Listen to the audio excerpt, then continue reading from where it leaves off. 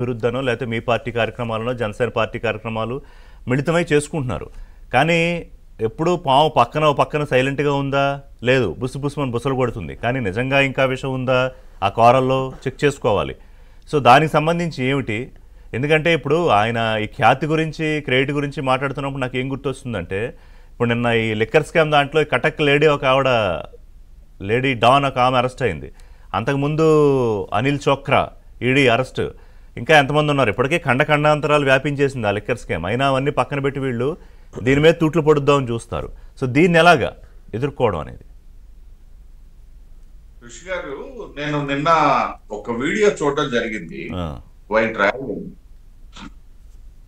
ఆ వ్యక్తి మా దగ్గర ఇంతకు కూడా మస్తాన్ అని మీకు అందరికీ తెలిసినటువంటి వ్యక్తి. ఇంతకుముందు మా దగ్గర పనిచేసినటువంటి వ్యక్తి. ఇప్పుడు ఆయన సెఫాలజిస్ట్ గా, బేసికల్ గా ఆయన సెఫాలజిస్ట్. వృత్తి గురించి నేను మాట్లాడను. ఆయన పరోక్షంలో కూడా మనం విమర్శించకూడదు. బట్ అయితే ఆయన ఏం చెప్పుకొచ్చాడంటే, వరుసగా 3 ఎన్నికల్లో కూడా 40% ఓట్లు సాధించినటువంటి పార్టీ దేశంలో ఒకటే ఒకటి వైసీపీ అని ఆయన చెప్పుకొచ్చాడు. నేను ఇప్పుడు ఆయన విమర్శించదలుచుకోలే. అయిపోయింది. ఎందుకు చెప్తున్నాను అనేసి అంటే, 3వ పర్యాయము ప్రజలు తెలుసుకున్నారు కాబట్టి. అంటే ఎప్పుడు తెలుసుకున్నారు? రిజల్ట్ తర్వాత మాలాంటి వాళ్ళు తెలుసుకున్నాం, మీలాంటి వాళ్ళు తెలుసుకున్నాం, ఇంత ఘోరంగా ఉందా మరి 11 అనేది. ఇది జరిగిన తర్వాత ఈ 40% మంది తెలుసుకోని వాళ్ళే అప్పటి వరకు. ఇవాళ ఏమైందంటే ఆ 40% మంది కూడా తెలుసుకున్నాము వైసీపీ గురించి. 3వసారి ముచ్చట తీరిపోయింది, మరొకసారి అది జరగదు అని చెప్పేసి నేనైతే ఖచ్చితంగా చెప్పగలను. రేపు మస్తాన్ గారు మొన్న మధ్య కలిశారు మాకు సమావేశం. మరోసారి కలిసేటప్పుడు నేను ఆయనకు కూడా అదే చెప్తా. సో వైసీపీ గురించి అయితే ముగిసిపోయినటువంటి చరిత్ర. ఎందుకంటే 100% ఇవాళ బహిర్గతం అయిపోయినట్టు వాళ్ళ చేతగాంతనం. నేను అంటాను, నేను వ్యక్తిగత విమర్శలు చేయనండి ఎప్పుడు కూడా, మా పార్టీ కూడా చేయదు. ఇంకో విషయం నేను చెప్పదలుచుకున్నా. ఏదైతే ఇప్పుడు చంద్రబాబు నాయుడు గారితో పాటు అదృష్టమో దురదృష్టమో కానీ వారు మేము కలిసినటువంటి 99 అక్కడికి 1 సంవత్సరం ముందే నేను పార్టీలోకి వచ్చాను ఏబీవీపీ. సో ఆ రోజు నుండి 2 పర్యాయాలు మేము ఇది 3వ పర్యాయం. 2 పర్యాయాలు విడిపోయినప్పుడు కూడా మేము విమర్శలు చేసేవాళ్ళం. చంద్రబాబు నాయుడు గారు వ్యక్తిగతంగా ఎప్పుడు మేము విమర్శలు చేయలే. ఎప్పుడు వ్యవస్థీకృతమైనటువంటి విమర్శలు భారతీయ జనతా పార్టీ ప్రతినిధిగా మేము చేస్తాం. కానీ నేను ఈవేళ ఒక విషయాన్ని స్పష్టం చేస్తున్నాను ఋషి గారు.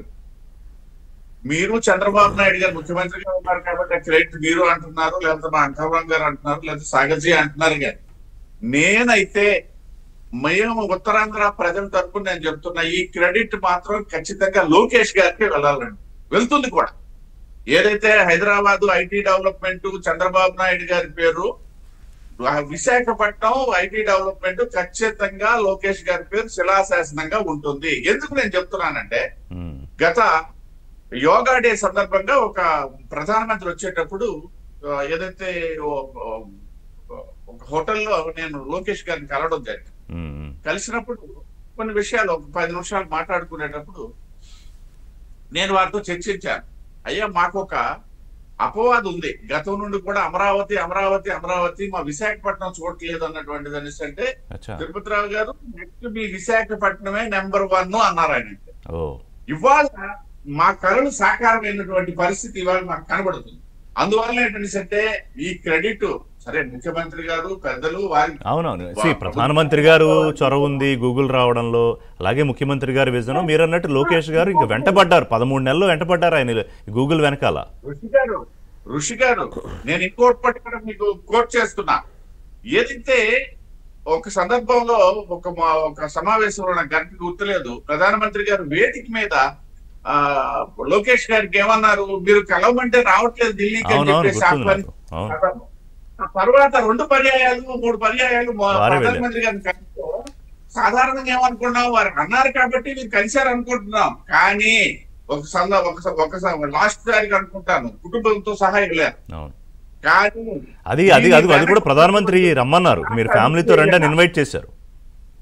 ఎస్, వెళ్ళినప్పుడు మేము అనుకున్నది ఏంటంటే సాధారణంగా పిలిచారు అనుకున్నాను నేను.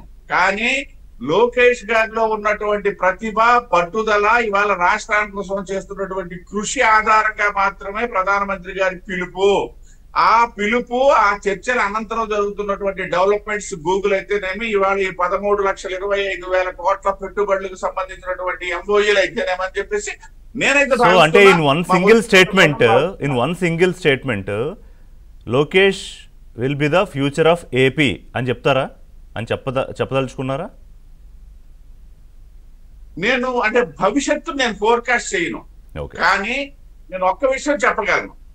ఈ కృతజ్ఞతతో వారి విధానాలను కూడా వ్యతిరేకించే పరిస్థితి ఉండదు.